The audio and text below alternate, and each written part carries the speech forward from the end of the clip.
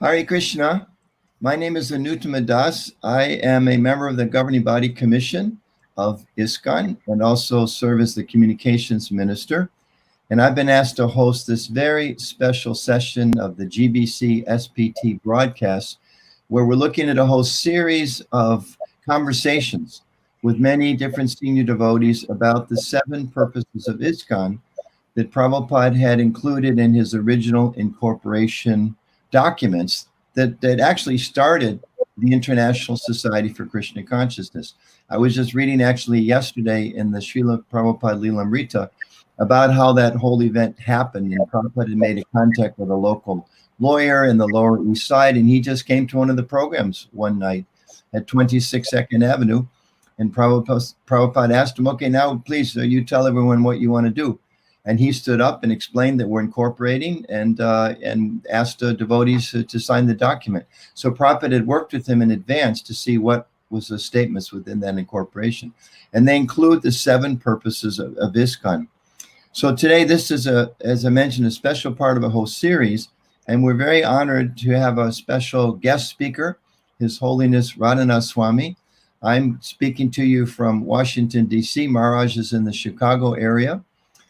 But by the grace of Zoom and streamlining and all that, so many of us were keeping touch with each other through modern technology. So Maharaj, thank you very much for being with us today. Very grateful to have you here. Thank you, Anuttama Prabhu. I am so grateful to be in your association. And hopefully we will have the association of many Vaishnavas and Vaishnavis around the world that want to tune in live or perhaps come back and hear some of the recording. So today we wanted to specifically, Maharaj, look at the purpose number 3. As I mentioned, there's 7 purposes. Let me read the first one, which is one I find kind of all-encompassing, and the work that I do in communications, I love to share this with people because I think it's so broad and so inclusive. It's such a wonderful statement. And then we'll go look at this purpose number 3, which we want to particularly look at today. So here's the first one that Prabhupada had in the registration of ISKCON: to systematically propagate spiritual knowledge to society at large, and to educate all peoples in the techniques of spiritual life in order to check the imbalance of values in life and to achieve real unity and peace in the world. And I find that striking in so many ways because Prabhupada's using words that these days are very popular: systematically. You know, I don't know if there was a lot of talk about systems analysis and things like that in the 60s. So he, even in the language he chose, he was way ahead of time in talking about educating all peoples. It wasn't certain peoples. It wasn't just the people in New York or people in India, but all peoples. And then the final goal he mentions, to achieve real unity and peace in the world. It's such a beautiful, beautiful statement. So let's look at number 3, and then we can have a conversation, because this is something that you're well known, particularly in your emphasis on this 3rd purpose. So I'll read this one, then we can start a conversation. Number 3, to bring the members of the society together with each other and nearer to Krishna, the prime entity, thus to develop the idea within the members and humanity at large that each soul is part and parcel of the quality of Godhead Krishna. Maybe I can read it one more time. To bring the members of the society together with each other and nearer to Krishna, the prime entity, thus to develop the idea within the members and humanity at large that each soul is part and parcel of the quality of Godhead Krishna. Again, such beautiful, beautiful foundational purposes for us. So Maharaj, looking first maybe just at the 7 purposes in general, why do you feel, are they important? Is it still relevant today? It's some 54 years since these were put together as our incorporation documents. How important is it? A lot of times I've been with devotees and I mention the 7 purposes and they you get a blank stare. What are the 7 purposes? So are these important? Is it just some part of our history? Do you think it's something that we should think about and plan around today? What are your thoughts, Marge? I really appreciate, Anuttama, you just describe these 7 purposes as foundational to ISKCON. Srila Prabhupada is our founder Acharya. that means he's the origin. In one sense, he's the one who found us. He's bringing us to Krishna. So, to keep him in the center of our movement and our purpose is so important, because he's the founder acharya. And these 7 purposes are foundational to what he is giving us and what he's expecting us to give priority to.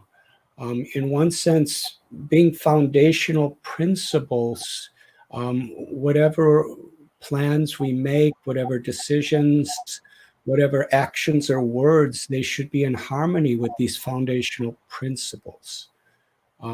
It wasn't something that Srila Prabhupada just thought of when he was incorporating ISKCON.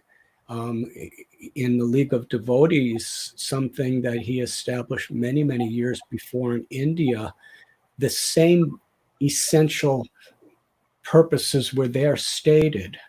And in Srila Prabhupada Lilamrita by His Holiness Satsvarupa Goswami Maharaj, he writes through his research that Srila Prabhupada was thinking about incorporating ISKCON even when he was living in the Bowery. So this was something that was very thoughtful. And when Srila Prabhupada established ISKCON so that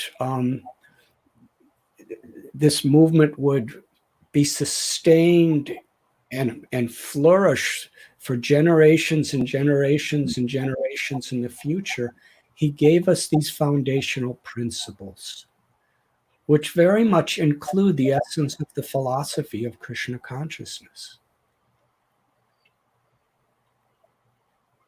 So when you say that we will flourish, he gave us these to help us flourish, does that imply that if we don't keep these foremost, that we may not flourish? We flourish when we endeavor in harmony with Srila Prabhupada's will. And this is very much the desire in which he wanted us to spread Krishna consciousness and to share Krishna consciousness with each other. I've never heard it described as you did. And I jotted it down. I think it's wonderful. When we talk about Prabhupada being the founder acharya, we discuss that and look at it in different ways, but I've never heard anyone say that he's the founder because he found us. I think that's really wonderful. And he did. We underwent so many sacrifices for so many years, so many struggles. And he came to the West, he didn't know what to expect. And then he literally found people to help him become devotees and to help take on the responsibility for moving there. When he went back to India and he found people there, and he went to Europe and he found people there. So I like that a lot. That's a great way of looking at it. We're all children of Krishna, and our real home is with Krishna in Krishna consciousness.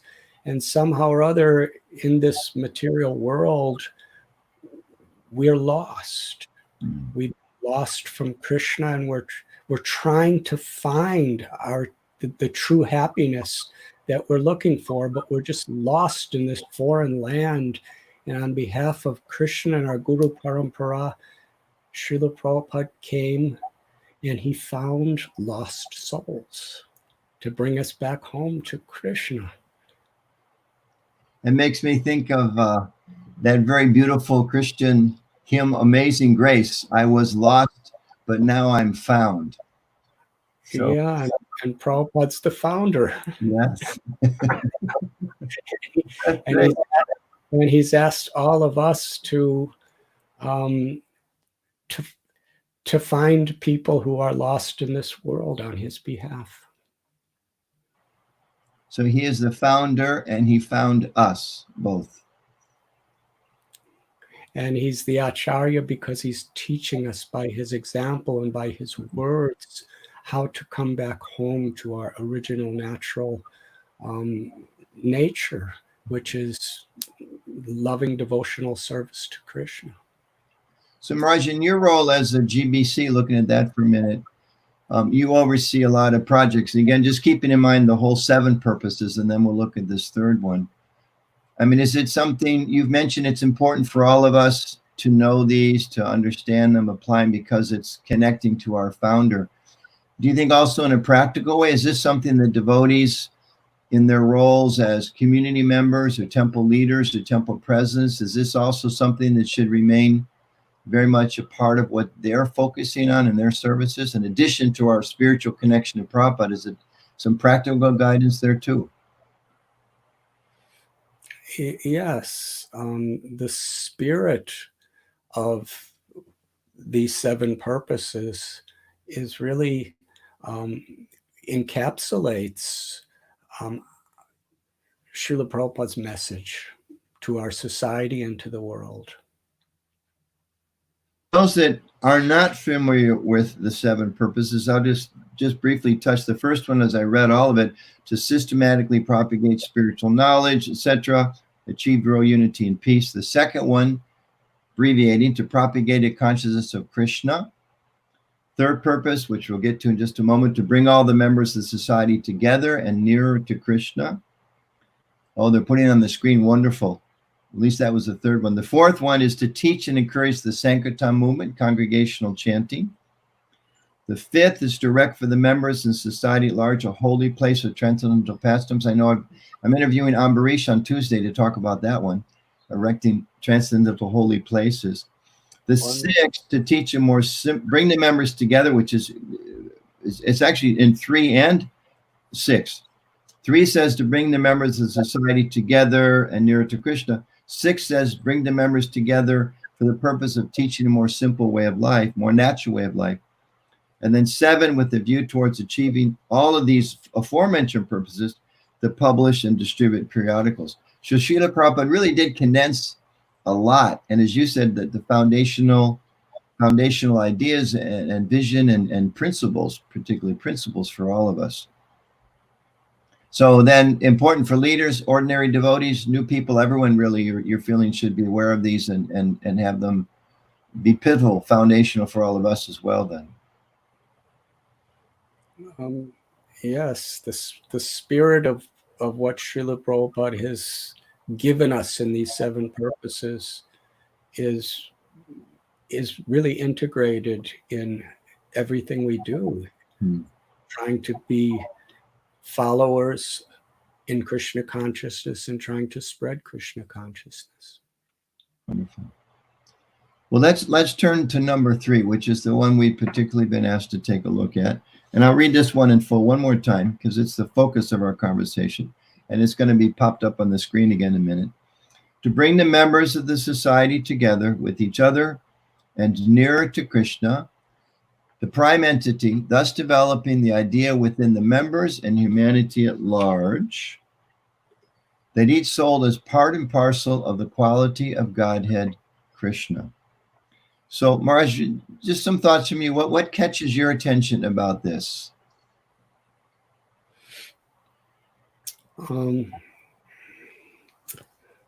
me look at it again. Yeah, well, let me ask our producers who are offline from us. We know they're doing all kind of mystical things. If you can just keep this on the screen for a while, Maharaj, can you also see that on your screen? They can't get every line there, but most of it's there. You see it there? I can see it in front of me here better. That's better.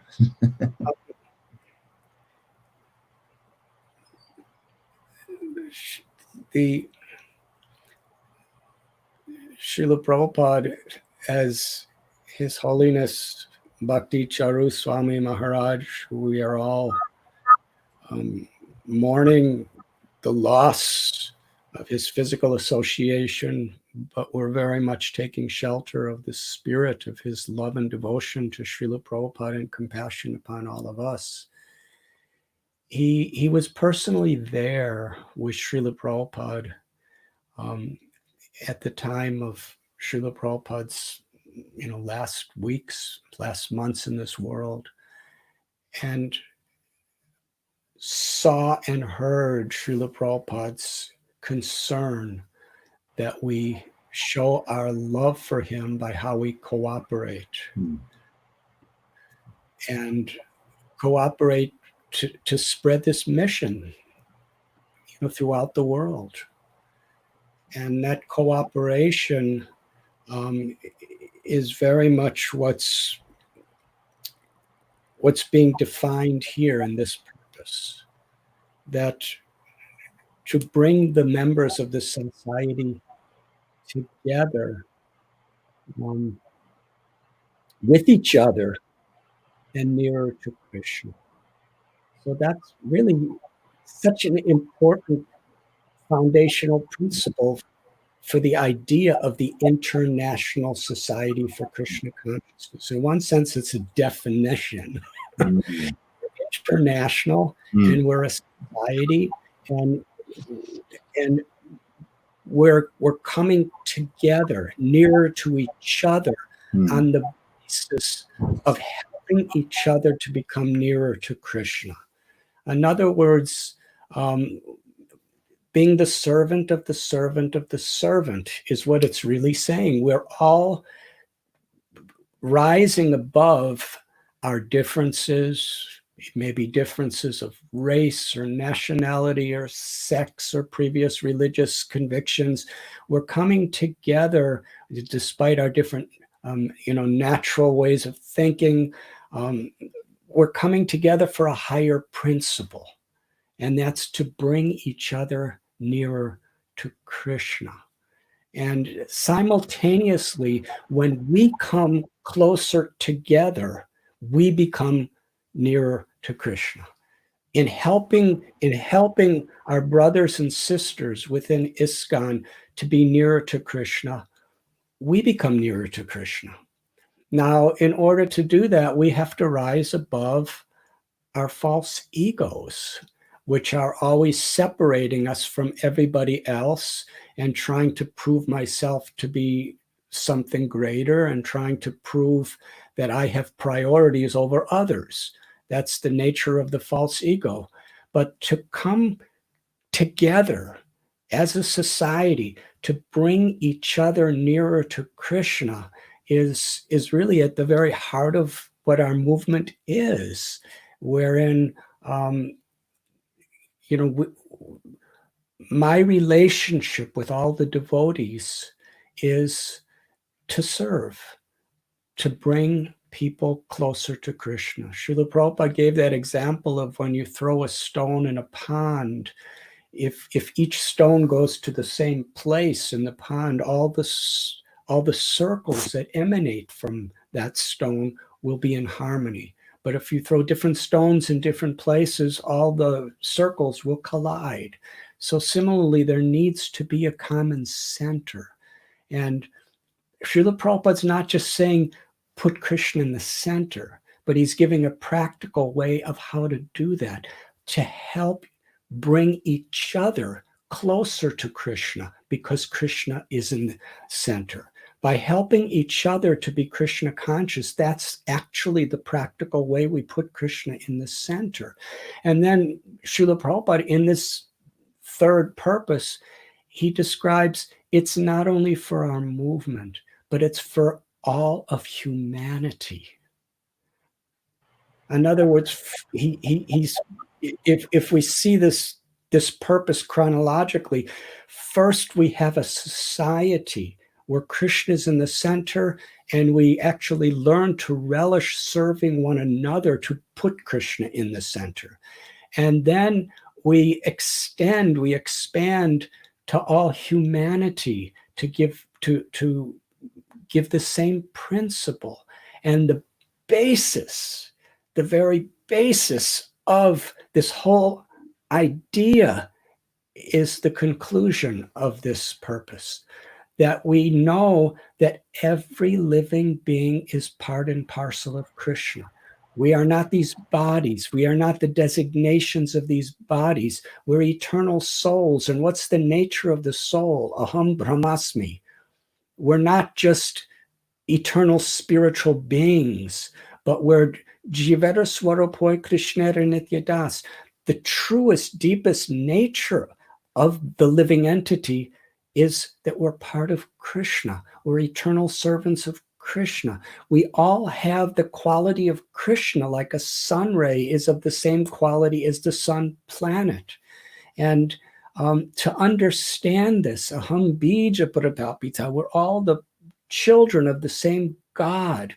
Krishna is all attractive, and therefore every part and parcel of Krishna is an aspect of Krishna's supreme attraction. And when we see ourselves and all of the devotees within our society, of our movement, and then we see all humanity and ultimately all living beings as qualitatively one with Krishna, then we actually are in a place where we can learn to love Krishna, and we could actually have the power of our Guru Parampara. We have the divine grace of Srila Prabhupada with us to awaken that love of Krishna in others. You mentioned Lilamrita. I'd said earlier that in our conversation, I've been rereading. I just reread volume 1 back to back twice, and now I'm reading volume 2. And one thing that struck me along what you're saying, thinking about your comments, that Prabhupada was having his programs, and first, of course, at Mishra's place, and then the Bowery. But then at 26 Second Avenue, they were all coming together for the evening programs. And then he was inviting those that were a little more serious. They were coming to the morning programs. And they did that for a couple of months before they went to Tompkins Square Park to do Sankirtan.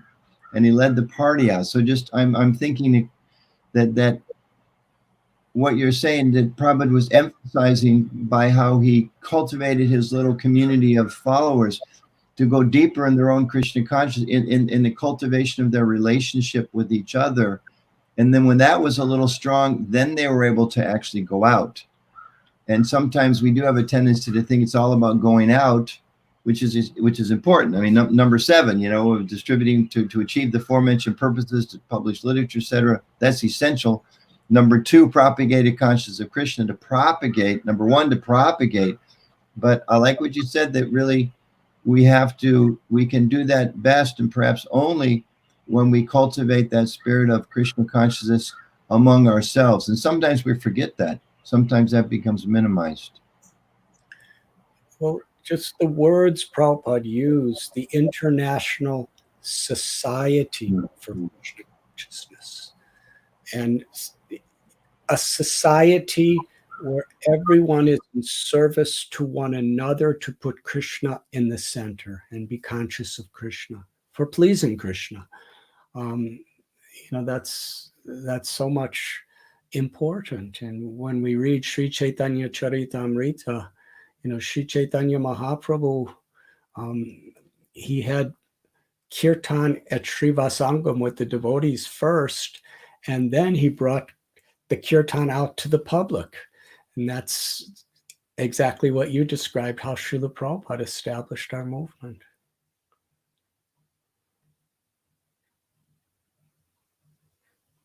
Nurturing inside, then going outside. And we do live in a larger world. ISKCON is no longer just a group of people on 26 Second Avenue. It's no longer just a couple temples in India or one place in a few scattered countries. We're becoming quite large. You mentioned Bhakti Churmaraj's passing, and we all are observing that and feeling great grief in his separation. Such a wonderful, wonderful, loving devotee, and someone who will set an example for us for many, many years. And in his leaving, outpours of appreciation from God brothers, from God sisters, from other spiritual organizations. One of the leaders of the Sri Vaishnava community has sent some wonderful words of appreciation, and from the chief minister of West Bengal. So we do, as a society, we are interacting with the world at large. Bhakti Churmaraj created his Abhay Charan video film series to help go out, let people know about Prabhupada. So looking at that context and these purposes, for us to think about what's going on in the world today. This is 2020.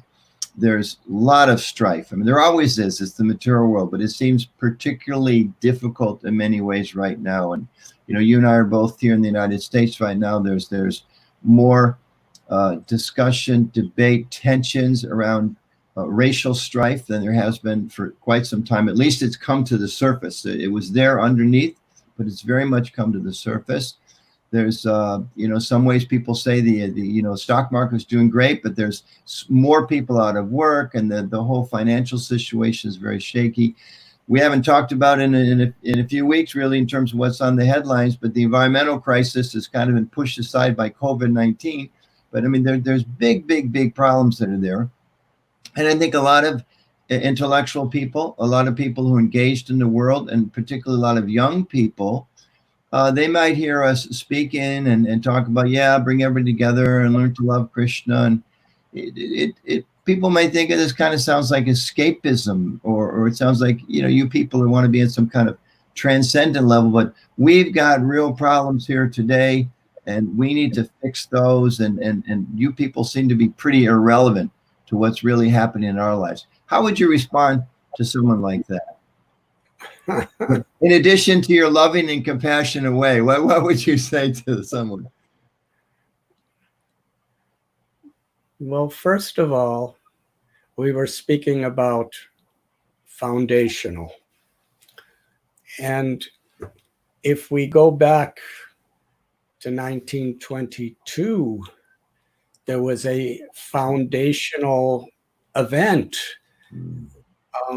that influenced all of us in the world, where Srila Bhakti Siddhanta Saraswati Thakur Prabhupada gave his first instruction to our Srila Prabhupada to take the message of Lord Chaitanya, Krishna consciousness, to the Western world in the English language, throughout the world. And at that time, Srila Prabhupada was an activist, a social activist, who was very dedicated to Gandhi's movement for independence. And Srila Prabhupada questioned Srila Bhakti Siddhanta Saraswati Prabhupada that how there's a social need that's pressing right now for independence. This spiritual thing can wait until we actually solve this problem. And Srila Bhakti Siddhanta Saraswati Thakur, he planted the seed in Prabhupada's heart when he gave the explanation that politics, environmental situations, I'm expanding on it a little, economic situations, they're always changing in this material world. But the truth is that we are all part of Krishna, that we are all coming from the same source. And that's the truth.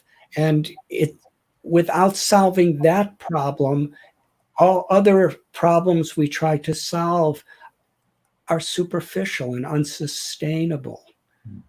Ultimately, birth, old age, disease, and death comes, whichever political party or whatever the economic situation, still we have to die.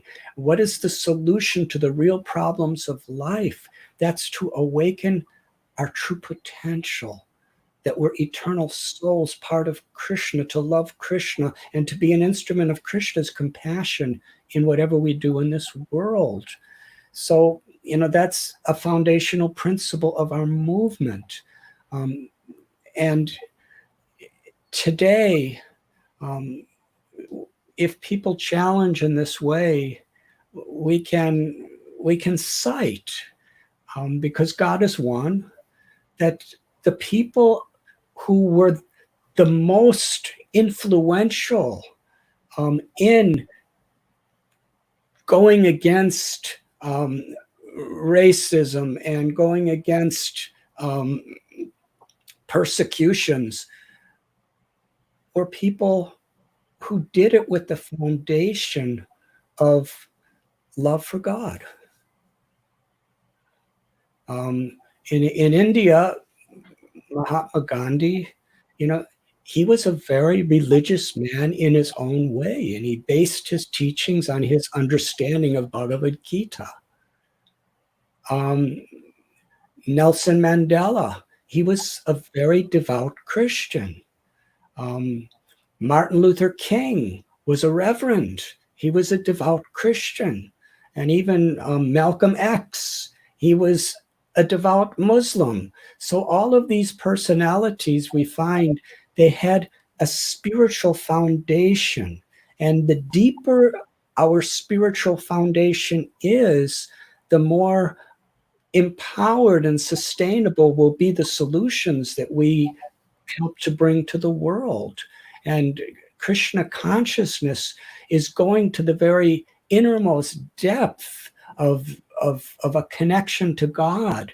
And when we actually have an experience of Krishna consciousness, Vidyavanaya Sampane Brahmani Gavihastini Suni Chaiva Swapake Cha Pandita Samadarshana, then we learn to see every living being with equal vision. Because we know our own relationship with Krishna, we can actually recognize everyone's relationship with Krishna.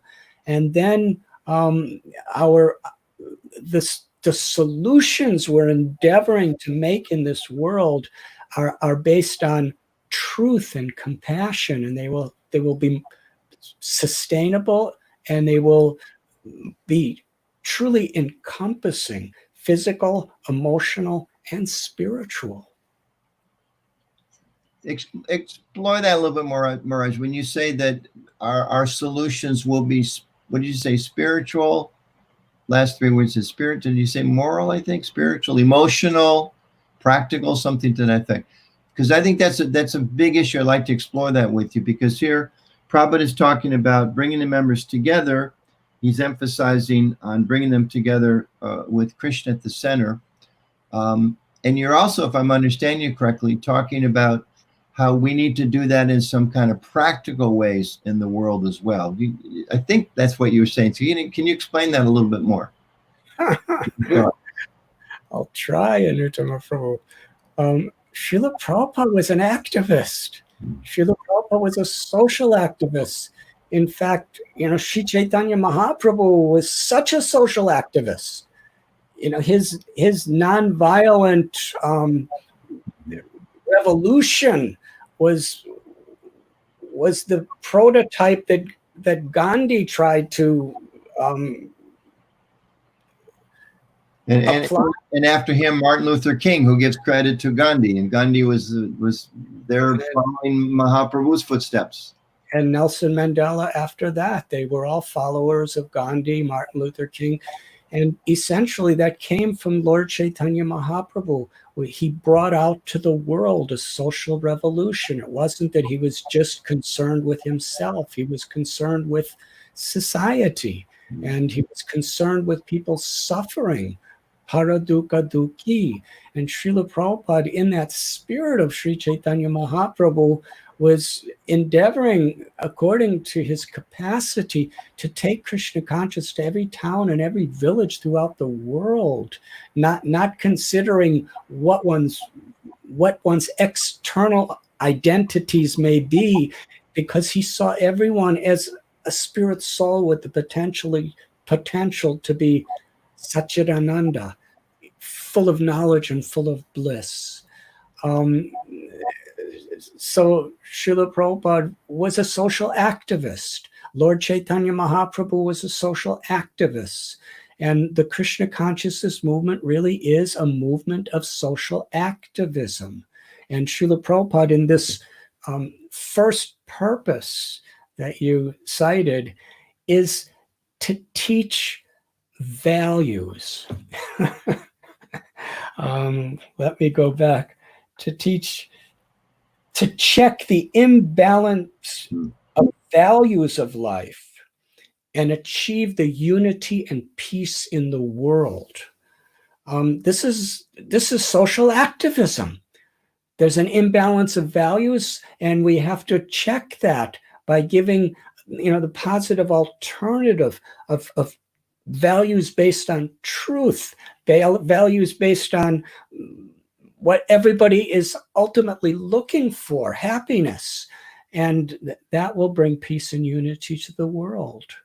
Now, if we take these same spiritual principles based on this knowledge and apply it even to the social activism for more material solutions today, it gives a greater depth to that. Because in Krishna consciousness, especially for congregation, Srila Prabhupada taught, Lord Chaitanya taught, that whatever your occupation, add Krishna to it. Add these values of Krishna consciousness, of compassion to others, whether you're in business or politics, or whether you're a doctor or a lawyer or a mother or a father, whatever it may be. If we're Krishna conscious and we perform our duties, then our duties are infused with Krishna's grace.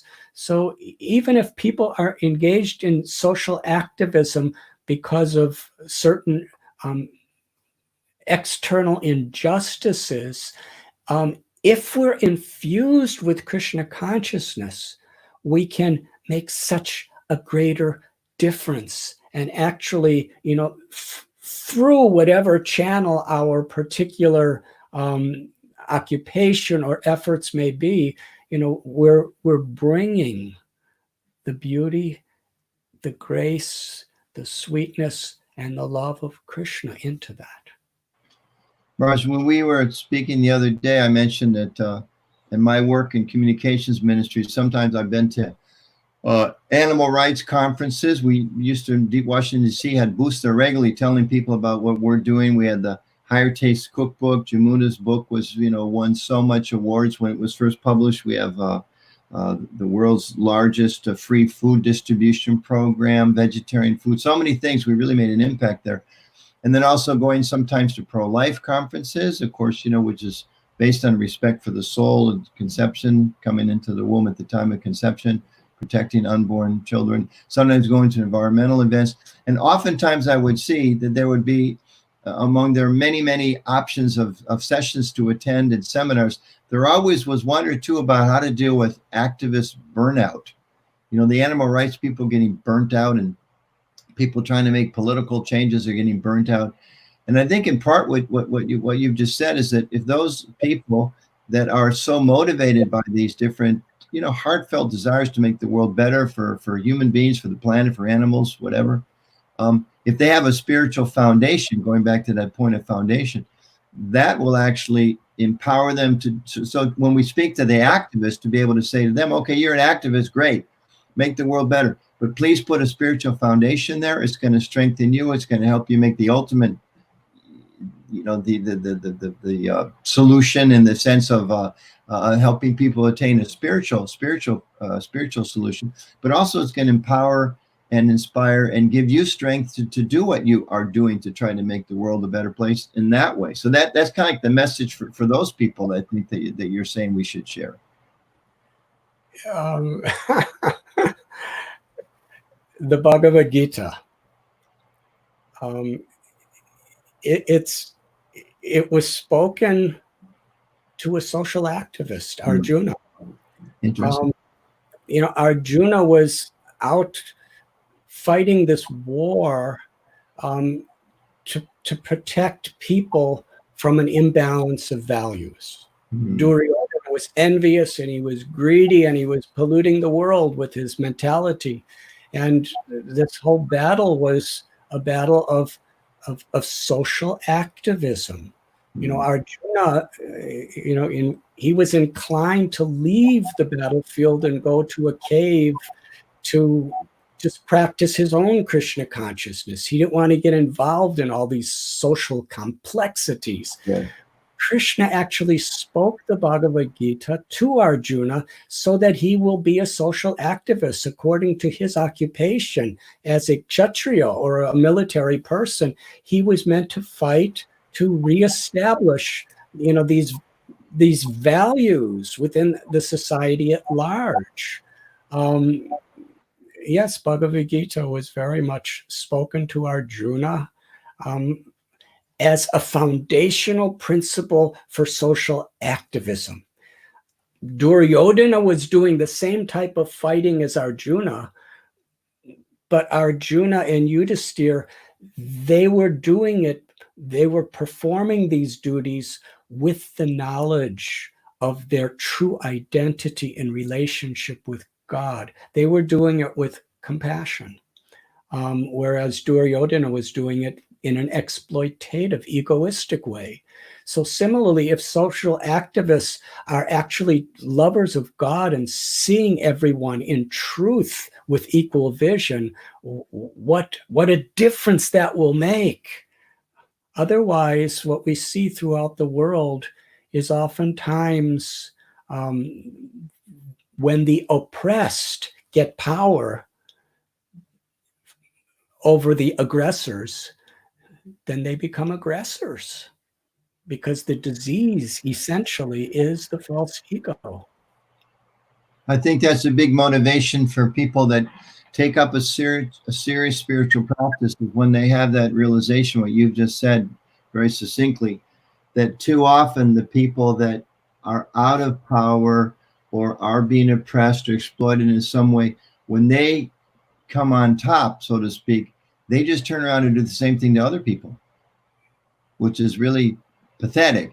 But we understand that's because, as you said so eloquently, that's because of the material disease. And if those people that are trying to make the world a better place, if they don't weed that out of their own heart, then eventually they're going to become part of the problem again.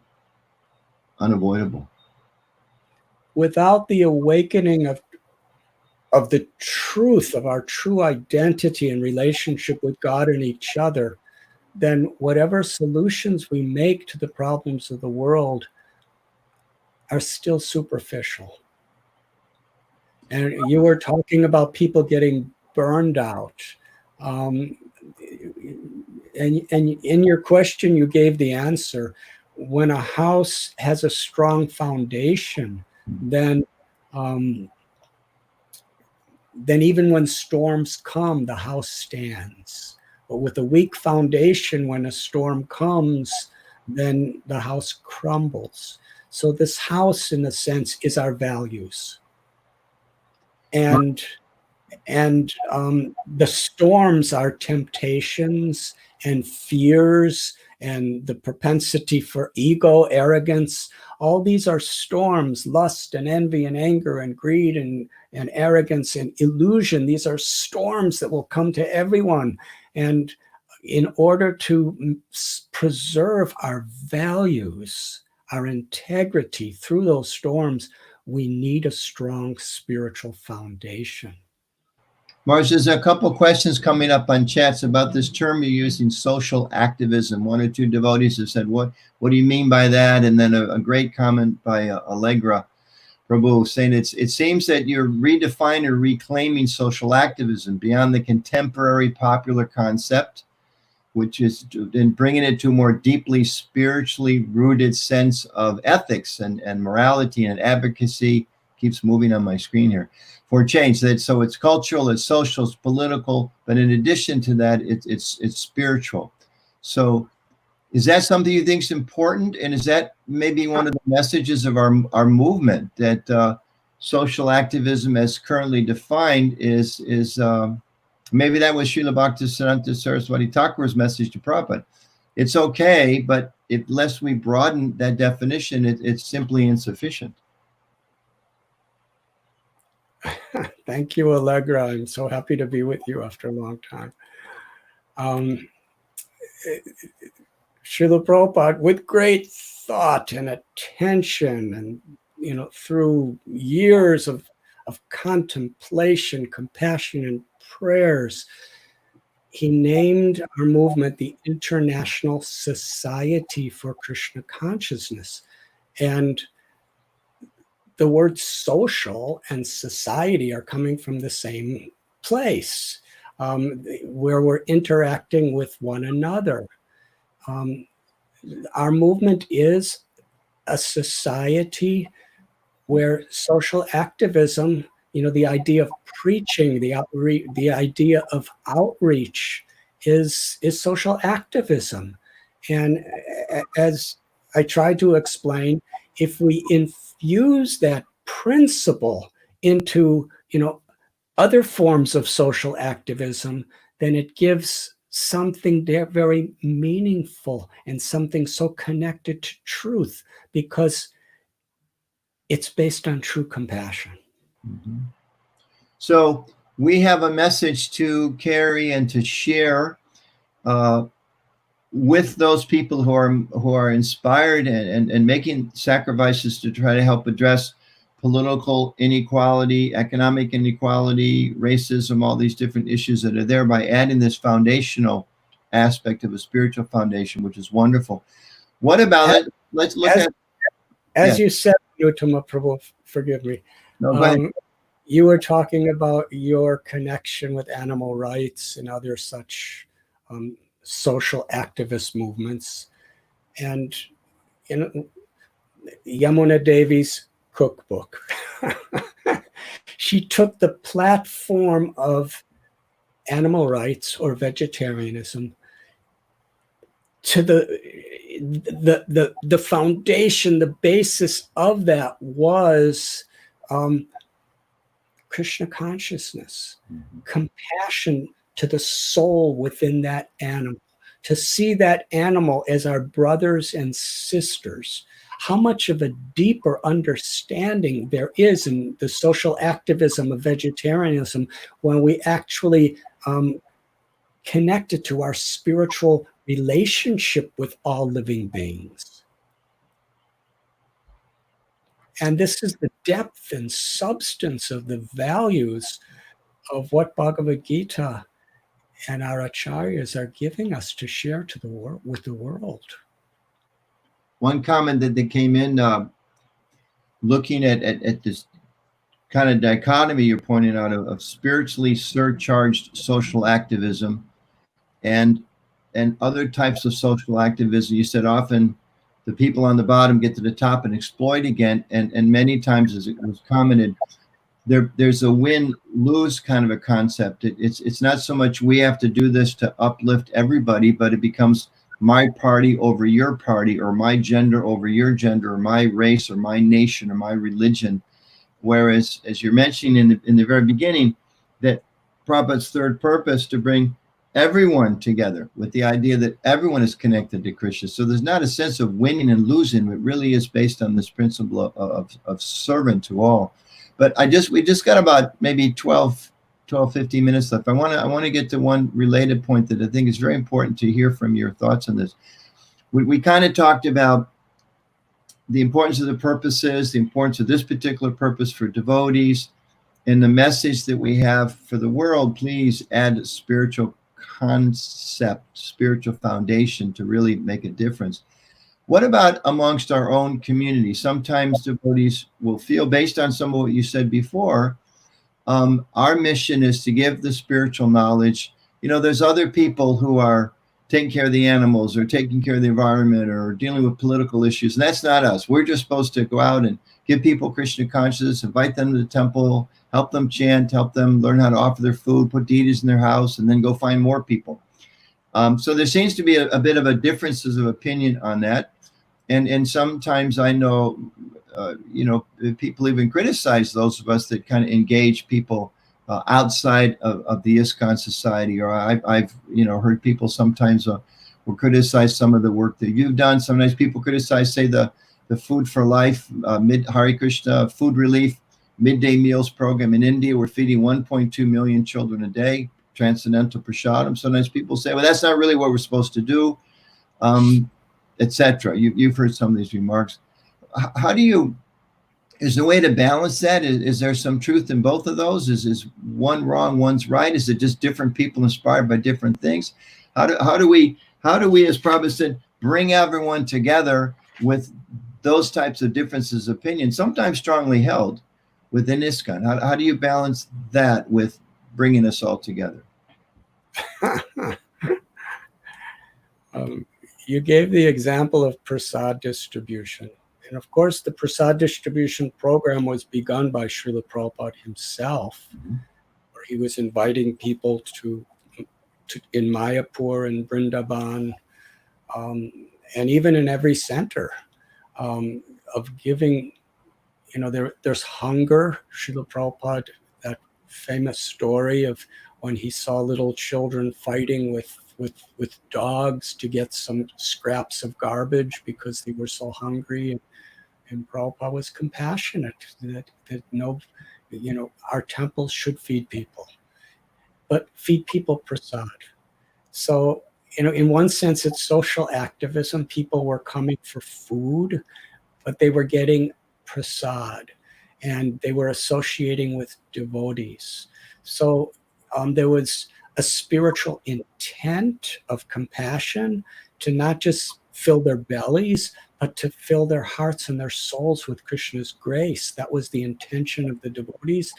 And also through the process to give those people an opportunity for a spiritual awakening.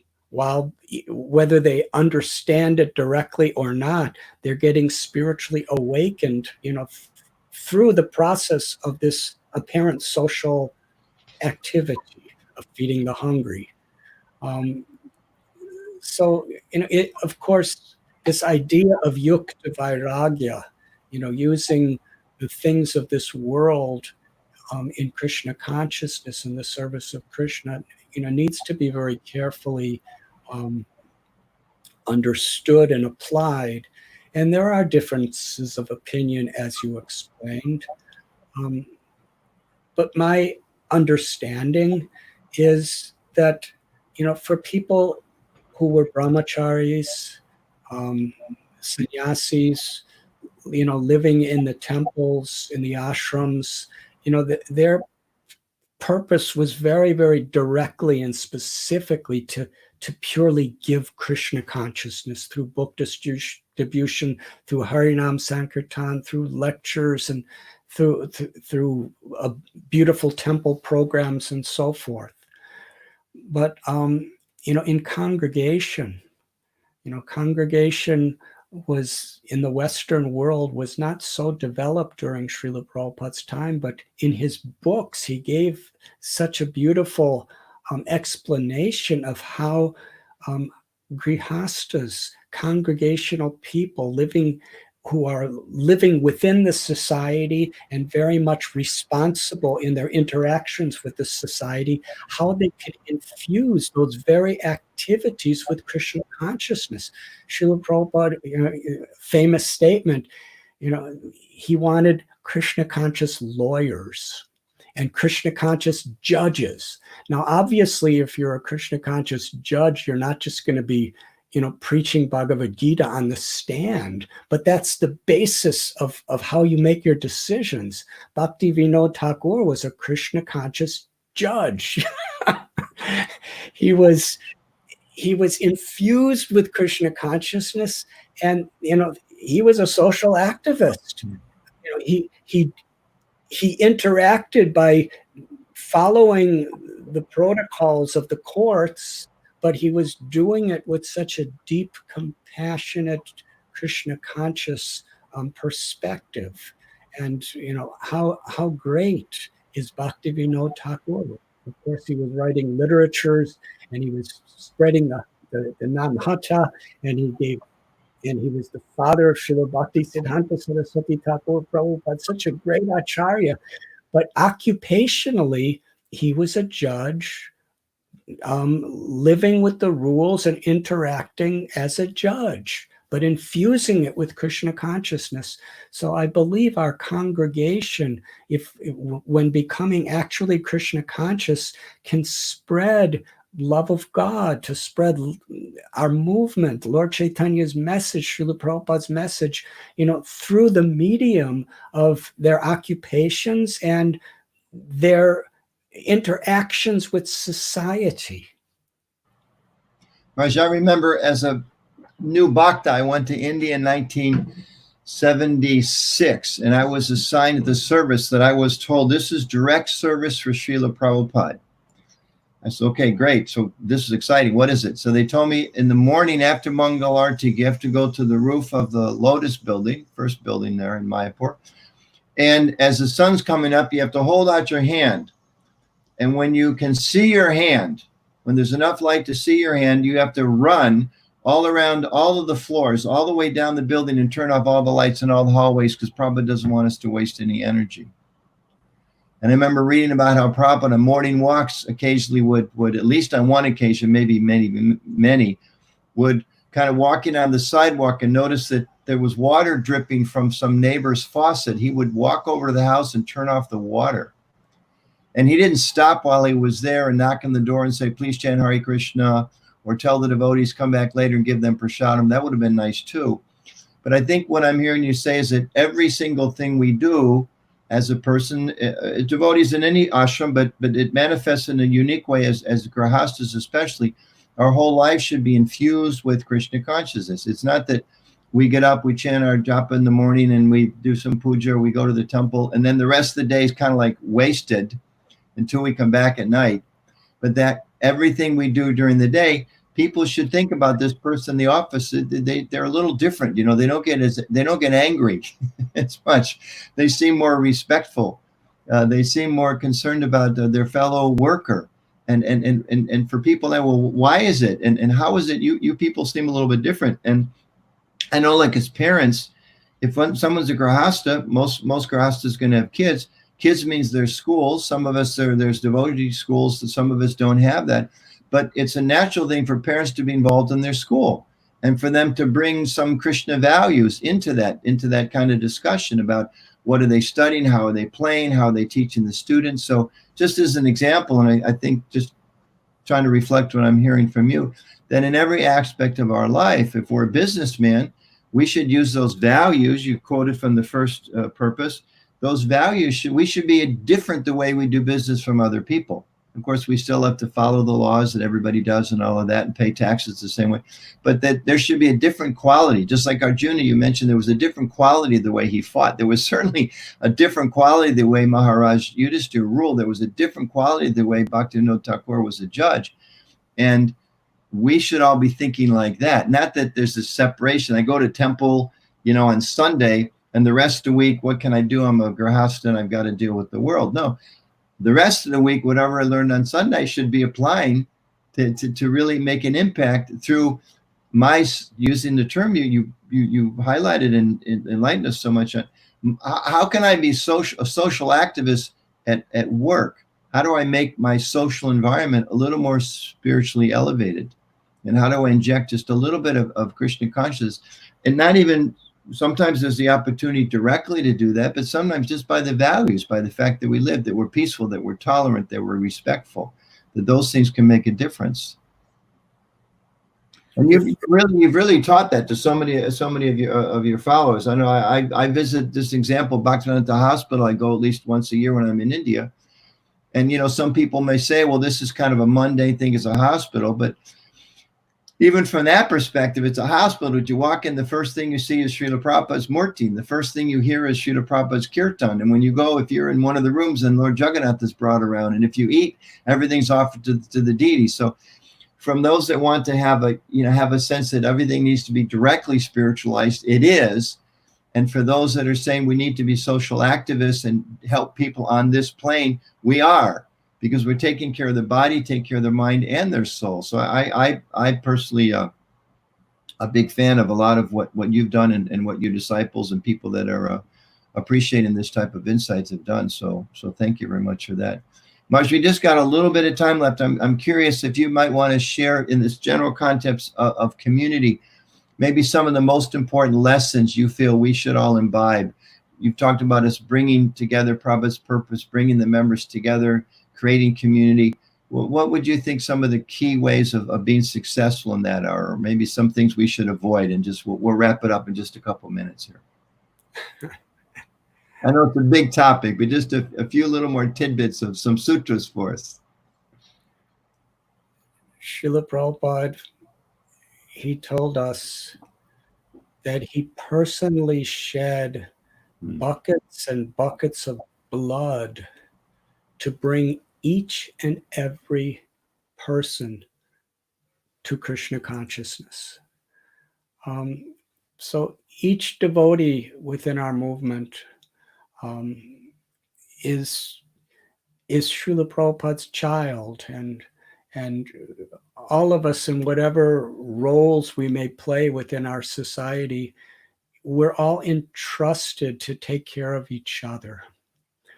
Srila Prabhupada in several lectures with great emotion, he looked out at the devotees and even the guests. And the devotees and guests were not pure devotees. They're, many of the devotees were struggling, were not necessarily as strict as they should be. But Srila Prabhupada looked out at all of us and he said that Srila Bhakti Siddhanta Saraswati Thakur Prabhupada, my Guru Maharaj, has sent all of you. You are all representatives. You are all representatives of my Guru Maharaj. That's how Srila Prabhupada saw all of us. And that is how he expected us to interact and to deal with each other. Respect, compassion.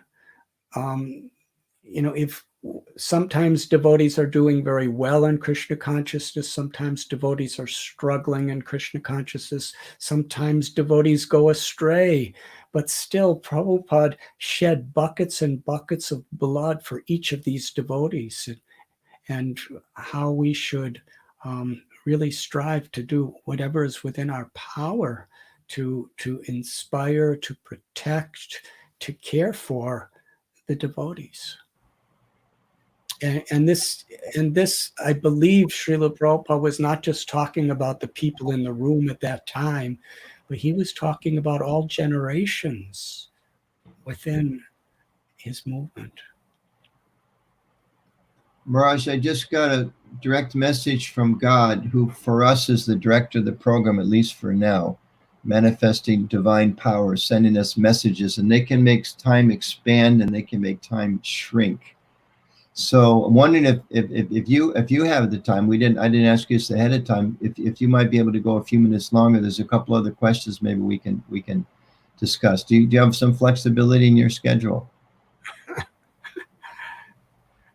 I am the servant of you, Anuttama Prabhu, and I'm so grateful for the strategic planning Sangam for organizing these wonderful events. Yeah, there are many, and let's take a moment to encourage the devotees to be aware of what's going on. If somehow you've heard about this one, there's many conversations going on with the SPT team and other leaders and people, devotees around the world. So there's a series on the 7 purposes, but there's many discussions. So I'll follow in your footsteps again and ask everyone to pay attention. Raj, one question that's come up. Maybe we can just look at this and then we'll see where we go from here. Talking about community, and community means having something in common, something that is held communally dear. And you've emphasized in the very beginning how these 7 purposes play part of that role for us because they're foundational. We're all standing on the same foundation, the same purposes Prabhupada gave them. He found each of us, he brought us in. So community means bringing together, and sometimes we have to deal with things that push us apart as well. And you talked about there may be diversities of understanding of how to apply even this sense of building community. So one question that's come up from a couple comments on the chat box is looking at ISKCON in a contemporary sense. And we know Prabhupada describes in the 4th canto, when Acharya leaves, all kinds of disruptions come. And we know ISKCON went through some difficult times.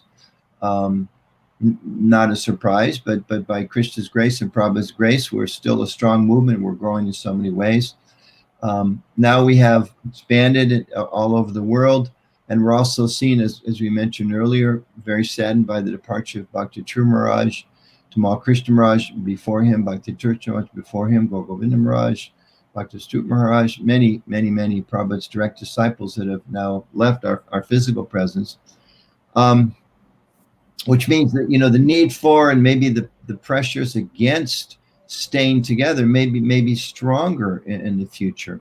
And one way it seems to kind of manifest, and someone put up this term we hear sometimes, guru groupism, or the tendency sometimes for devotees to identify with a particular Diksha Guru, their Diksha Guru, and kind of think that, this is my primary and maybe essential, maybe only identity as a disciple of this particular guru. And I want to work on his particular projects of being in the temple that he may be most closely aligned with. And sometimes I know from my travels, we hear that really undermines the cooperation that you've emphasized that Prabhupada wanted us to have. So maybe you can share some reflections on that. How do we avoid that? I just said this, I've seen from my experience. I think it's kind of a common thing. It's almost, if I can make an example, when, a young Prabhupada often would make examples, the Shastra does too, about material relationships and reflections. When a young boy, young girl have some relationship for a while, they're all kind of starry-eyed and the world's all about that person and everybody else doesn't count. They forget their mother, they forget their father, they forget their friends. But when the relationship becomes more mature, people get married and then they have a very close relationship. Husband and wife is a very special relationship, but it includes and incorporates everyone else has a role to play. You don't ignore other people when they're more mature. And in the beginning days, sometimes that relationship, it's all about, it's you and me against the world kind of thing. So it seems from what I've seen, sometimes that happens with devotees. So in a sense, it's kind of a natural thing. But as we mature, I think we're meant to see, yes, I have a special relationship with my Diksha guru, but as is taught in the disciple course, I also have a relationship with my many Siksha gurus, the temple president and the senior devotees. And I definitely have a relationship with the founder Charya. I have relationships with all of those. But somehow I think that gets confused or misconstrued. And we start thinking, I'm with this guru, you're with that guru, she's with that guru. And that cooperation, even that sense of community, it can be undermined. So what are your thoughts on that? Is that a problem? Is it just a couple chats here and me making things up? Or do you think that is a real problem or could be a problem? And if so, how do you think we should address it? And how do we overcome that?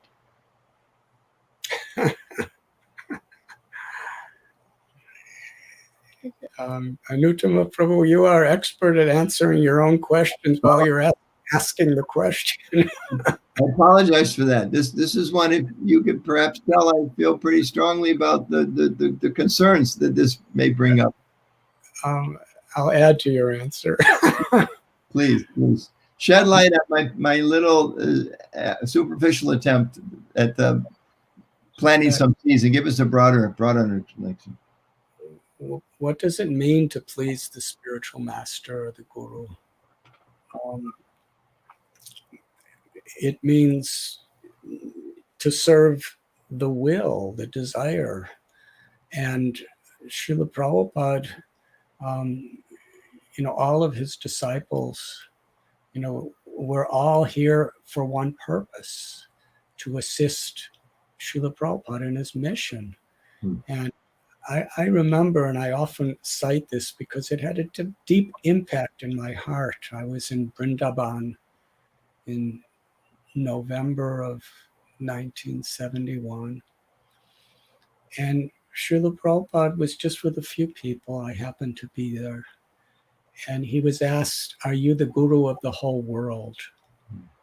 And Srila Prabhupada, very sober and grave, he looked on the floor and he didn't say anything for several seconds. And then he looked up almost with tearful eyes and he said, I am the servant of everyone.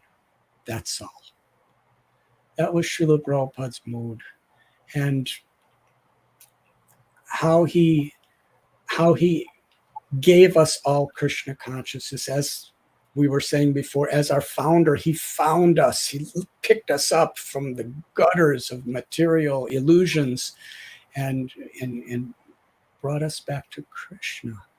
So everyone in our movement, whatever our roles, whether we're gurus, Diksha gurus or Shiksha gurus or temple presidents or GBCs or pujaris or book distributors or congregational devotees, or whatever our role is, we're all just meant to serve together to fulfill Srila Prabhupada's desire. And Srila Prabhupada wanted a strong society. We see this beautiful opportunity in the temple of the Vedic planetarium, where devotees from all different zones and all different areas with all different types of diksha and shiksha gurus, people, we're all trying our best for a project that will encompass everyone, to the extent that each part of the body of Srila Prabhupada's movement is strong. It's meant to assist in making the whole body of Srila Prabhupada's movement strong. So as leaders, it's so important that we demonstrate this type of respect and cooperation with each other. His Holiness Bhakti Charu Swami Maharaj, as an example, how much he was so interested in everyone's projects and how he was trying to help everywhere, and how he had disciples who he initiated who were very much, leaders in Los Angeles and in London and in South Africa and in India and Mayapur and Ujjain and so many places. And they were pleasing him and serving him by their cooperation with the local temple presidents to develop those local projects, and honoring all of his god brothers and god sisters and Vaishnavas. So this is so very important. If we really want to please our guru, then we should know that our gurus, our shiksha gurus, our diksha gurus, whatever roles we may be playing, we're all trying to assist one another, to assist Srila Prabhupada to make the Krishna consciousness movement strong in unity, in values, so that it could actually spread to uplift people who are suffering in this world. So you mentioned, if we really understand the mission, the purpose, the desire of the guru, and you gave the example of Bhakti Maharaj, we understand the guru's mood, then we also, as disciples, disciple means to be disciplined.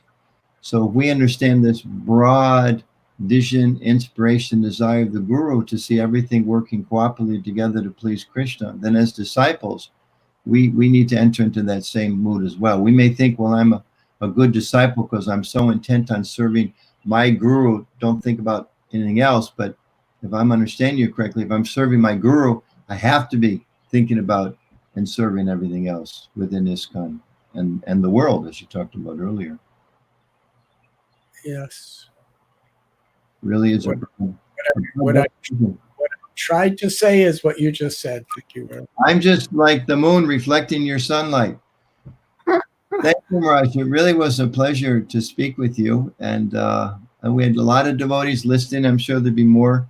They're recording, so there'll be more that we'll be tuning in later. I think it's it is really important, as you described, we look at these purposes, and you're, I think, especially qualified to speak about this third purpose, because you have done so much with this idea of bringing devotees together, creating community, helping devotees understand it. As you've shared some wonderful thoughts today about spiritual social activism, reminding us that Prabhupada found us, helping us remember this emphasis on cooperation, bringing each other together. And I hope that everyone who spent time with us will take into their hearts what you've described and given us some insights into our own lives. Thank you very much. Thank you, Anutama Prabhu, and my sincere gratitude to all the devotees who are joining us today. Thank you. Thank you, Maharaj. And thank you all for tuning in. And please pay attention to other very interesting interviews coming up with the GBC SPT team about the 7 purposes and many other important spiritual topics, and how to be better spiritual activists and spiritual players in our lives and be more Krishna conscious together. So thank everyone for paying attention. Thank you, Maharaj. Thank you for joining us, all of you. And Hare Krishna. All glories to Srila Prabhupada.